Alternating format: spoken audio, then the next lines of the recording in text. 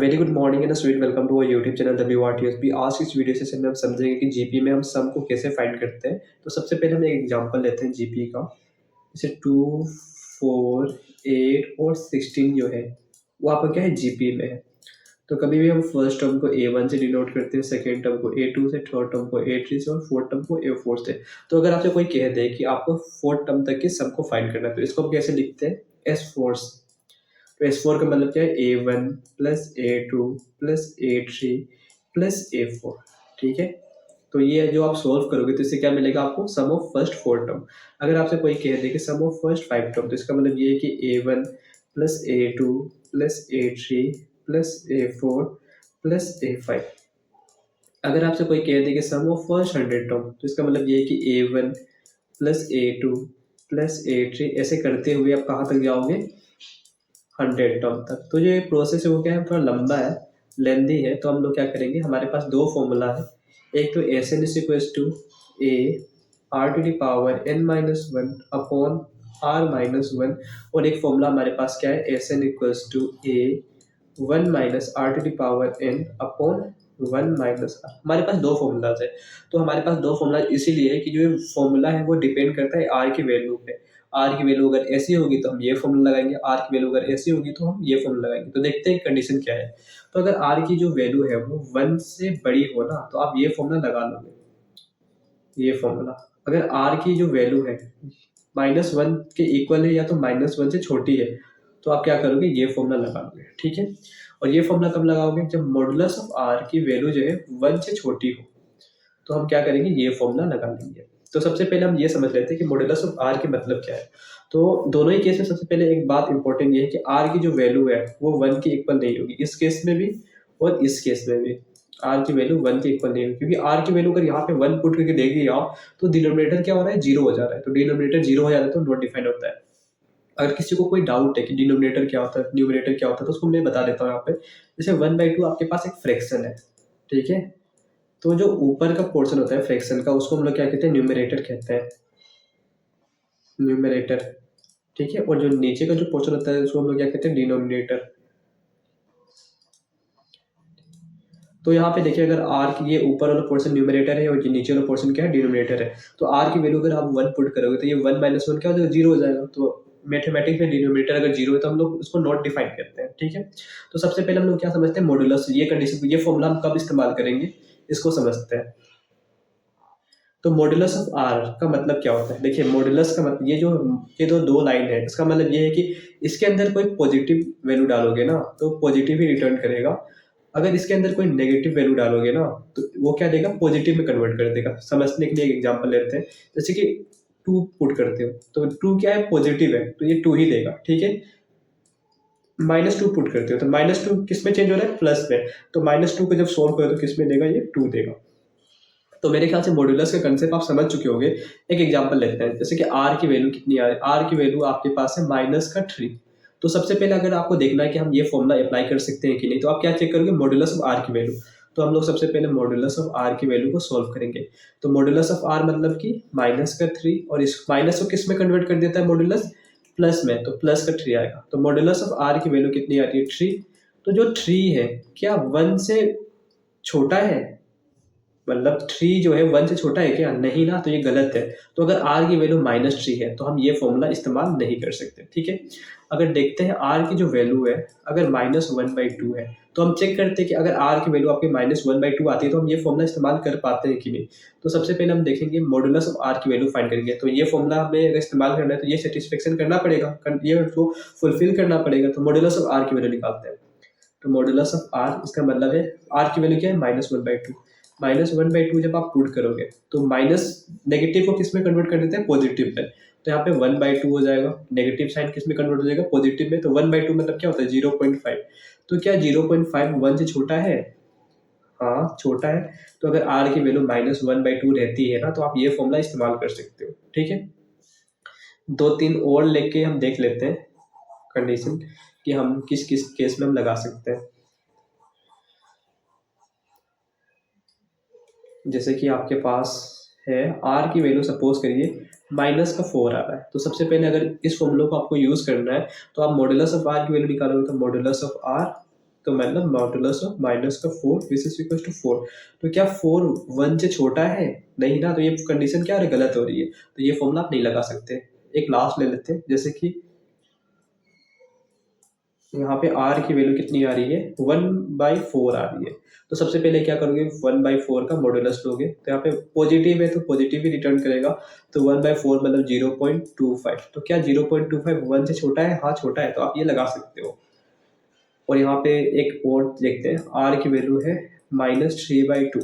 तो अगर ये फॉर्मूला हमें लगाना है तो सबसे पहले हम मॉडुलस ऑफ r को चेक करेंगे। तो मॉडुलस ऑफ r मतलब मॉडुलस ऑफ -3/2। ठीक है, तो माइनस को किस में कन्वर्ट कर देगा, ये 3/2। तो 3/2 मतलब कितना होता है, 1.5।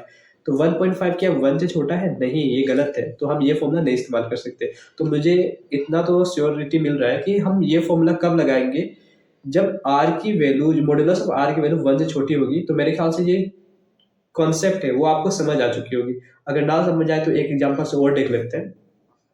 r की वैल्यू अगर सपोज करिए -5 है, ठीक है। तो सबसे पहले अगर हमें ये फॉर्मूला लगाना है तो हमें कंडीशन क्या है, modulus of r is less than 1। अगर होगा तब हम ये लगाएंगे। तो सबसे पहले हम मॉडुलस ऑफ r निकालते हैं। r की वैल्यू कितनी है, -5। तो -5 का मॉडुलस मतलब कि माइनस को किस में चेंज कर देता है, प्लस में। तो यहाँ पे कितना हो जाएगा, 5। तो क्या 5 1 से छोटा है? नहीं है, तो गलत है। तो ये कंडीशन सेटिस्फाई नहीं कर रहा है, तो ये फॉर्मूला हम नहीं लगा सकते। ठीक है, तो ये जब सेटिस्फाई करेगा तभी आप ये फॉर्मूला लगाओगे। इसको थोड़ा इरेज कर लेते हैं।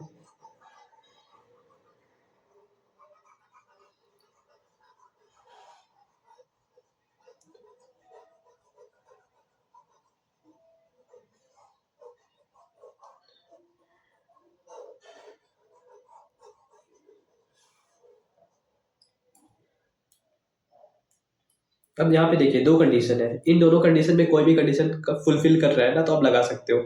जैसे कि r की वैल्यू, सबसे पहले इसको समझते हैं, r की वैल्यू ग्रेटर देन 1। अगर r की वैल्यू 1 से बड़ी होगी ना, तो आप ये फॉर्मूला लगा सकते हो। जैसे कि r की वैल्यू कितनी है, 2 है, ठीक है।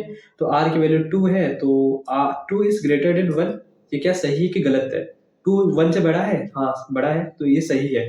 तो मतलब हम इस केस में अगर r की वैल्यू अगर 2 है तो हम ये फॉर्मूला लगा सकते हैं। ठीक है, अगर r की वैल्यू देखेंगे आप 1/2, तो r की वैल्यू 1/2, 1/2 मतलब 0.5। तो 0.5 क्या 1 से बड़ा है? नहीं ना, तो हम ये फॉर्मूला नहीं लगाएंगे। जैसे कि r की वैल्यू सपोज करिए 6 है, तो r 6 इज ग्रेटर देन 1।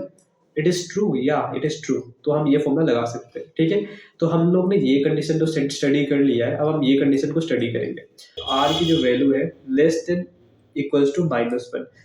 तो सबसे पहले हम देखेंगे, मैं आपको एक बात बताना चाहता हूँ कि यहाँ पे -2 है और -1 है, इसमें से कौन सी वैल्यू बड़ी है, ये बताइए मुझे। तो यहाँ पे देखेंगे, यहाँ पे जो -1 है ना, वो क्या है, बड़ी है -2 से। ऐसा क्यों? तो यहाँ पे देखेंगे आप, मैं एक नंबर लाइन बनाता हूँ। यहाँ पे 0 है, यहाँ पे -1 है, यहाँ पे -2 है। तो नेगेटिव वैल्यू कभी भी हम कंपेयर करते हैं तो हम ये देखते हैं कि 0 के पास कौन है। तो 2 और -1 में देखिए 0 के पास कौन है, -1 है ना।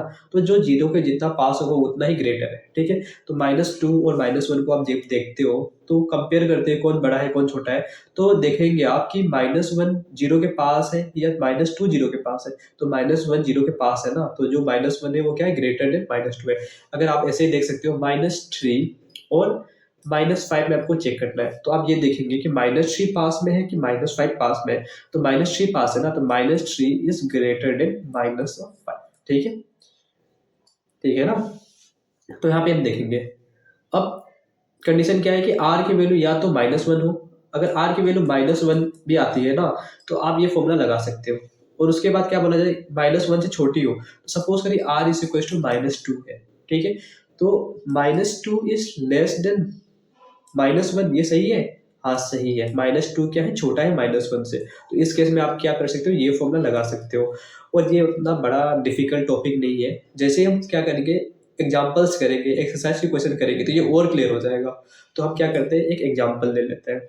हमारे पास एक एग्जाम्पल ये है, find the sum of first 5 term and first n terms of the list of number. आपके पास लिस्ट ऑफ नंबर क्या है, 3 6 12 है। तो यहाँ पे लिस्ट ऑफ नंबर क्या है, 3 6 12 है। तो बेसिकली आपके पास जीपी में ऑलरेडी है, आपकी बुक में वैसे सॉल्व करके दिखाया नहीं गया कि ये जीपी में है, इसको वेरीफाई नहीं किया गया है। और यहाँ पे लिस्ट ऑफ नंबर है, यहाँ पे कहीं मेंशन नहीं है कि आपके पास जीपी में है। तो मैं क्या करता हूँ, 2 मिनट का समय लगेगा 1 मिनट में, तो उसमें हम दिखा देते हैं कि ये जीपी में है। तो कभी भी आपके पास जैसे 3 है, 6 है, 12 है, तो इसको चेक करना है कि आपका जीपी में है कि नहीं। तो आप क्या करते हो, रेशियो की वैल्यू फाइंड करते हो। तो इसको मैं A1 मान लेता हूँ, इसको A2 मान लेता हूँ, इसको A3 मान लेता हूँ। तो जीपी में चेक करने के लिए हम रेशियो को फाइंड करते हैं। तो कभी भी आगे और इन दोनों में पहले चेक कर लेंगे। तो कभी भी आगे वाले टर्म को डिवाइड करते हैं पीछे वाले टर्म से। तो A2 की वैल्यू कितनी है, 6 डिवाइड बाई 3, तो इसका कितना वैल्यू आएगा, 6/3 मतलब क्या, 3 1 जा 3 2 जा, तो इसकी वैल्यू कितनी आ रही है, 2 आ रही है। अब यहाँ पे भी आप चेक कर लो। तो यहाँ पे A3 divide by A2, 12 divide by 6, इसका मतलब 12/6। तो यहाँ पे 6 1 जा 6 2 जा, तो यहाँ पे भी रेशियो की वैल्यू 2 आ रही है। तो यहाँ पे भी रेशियो की वैल्यू 2 है, यहाँ पे भी रेशियो की वैल्यू 2 है। तो रेशियो की वैल्यू क्या है, सेम है। तो अगर रेशियो की वैल्यू सेम है तो इसी को हम लोग क्या कहते हैं, कॉमन रेशियो। और रेशियो की वैल्यू अगर सेम है तो जो लिस्ट ऑफ नंबर है वो क्या है, आपके पास जीपी में है। ठीक है, तो हम यहाँ पे लिख देंगे the given list of number, कहाँ पे, the given list of numbers is in GP with first term आपको क्या है, फर्स्ट टर्म आपको क्या है, यही फर्स्ट टर्म है। तो first term a is equals to 3 and common ratio की वैल्यू कितनी है, r is equals to 2 है। ठीक है, तो हमारे पास कितना फॉर्मूला है, 2 फॉर्मूला है। तो Sn is equals to a 1 minus r to the power n upon 1 minus r। एक फॉर्मूला क्या है, Sn is equals to a r to the power n minus 1 upon r minus 1। तो 2 formula से इसका condition क्या था, modulus of r is less than 1। यहाँ पे r की वैल्यू 1 से बड़ी हो या तो r की वैल्यू लेस देन और इक्वल्स टू -1। 2 ये कंडीशन होंगे तब ये फॉर्मूला इस्तेमाल किया जाएगा, ये वाली। अगर ये कंडीशन सेटिस्फाई करता है तो हम ये फॉर्मूला लगाएंगे। ठीक है, देखते हैं r की वैल्यू कितनी है, 2। तो मॉड्यूलस ऑफ 2 निकालते हैं। तो मॉड्यूलस ऑफ 2 मतलब कि 2 ही आएगा।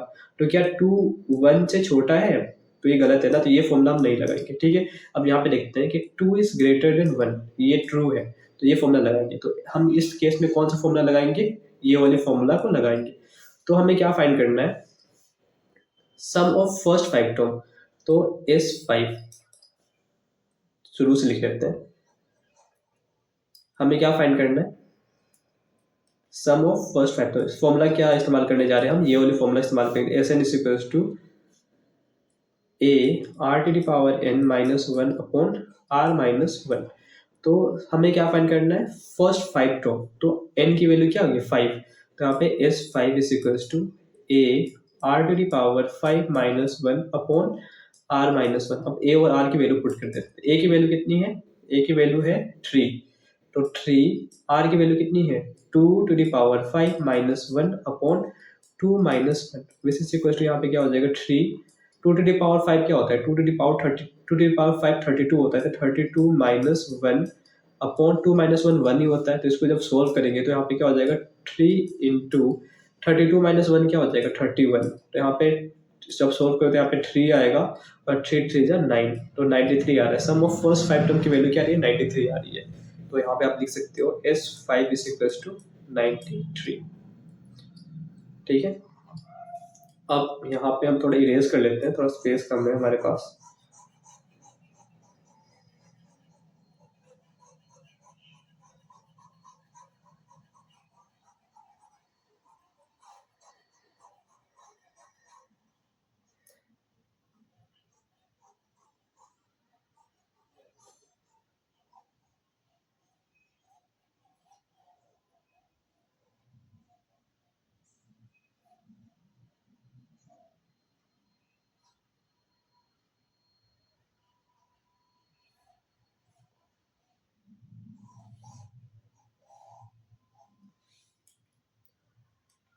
हमारे पास क्या है, a की वैल्यू कितनी थी, 3 है, और r की वैल्यू कितनी है, 2 है।